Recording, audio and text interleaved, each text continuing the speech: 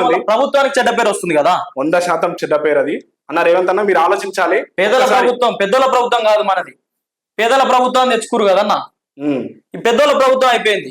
ప్రతి ఒక్క మీరు అమలు పరిచే విధానంలో పేదలకే నష్టం జరుగుతుంది.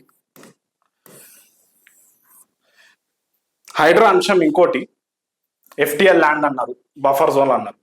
ఇప్పుడు మనం నల్ల చెరువు దగ్గర పోదాం. ఉప్పల్ చెరువు ఉంది. ఈ ఉప్పల్ చెరువుని ఏం చేశారు సార్?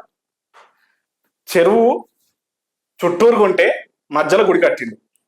ఆ గుడి కట్టి ఆ గుడి వెనకాల మొత్తం కట్టబోసిండు. ఆ కట్ట వెనకాల మొత్తం కబ్జా. హైడ్రా అక్కడికి వచ్చింది, ప్రత్యక్షంగా హైడ్రా అక్కడ రంగనాథ్ సార్ పోయింది. దాన్ని సర్వే చేసిన నాదుడు లేడు. దాన్ని సర్వే చేసి మీరు నల్ల చెరువు ఇంకోటి ఇది ఒకటే విషయం కాదు, దుండిగల్లో కూడా మనం చూపించినాం. అవును, మొన్న 100 కోట్ల విలువ భూమి 20 ఎకరాలు ఉంటది. అది 20 ఎకరాలు భూదాన్ భూమి అట. బడా లీడర్ ఉన్నాడు.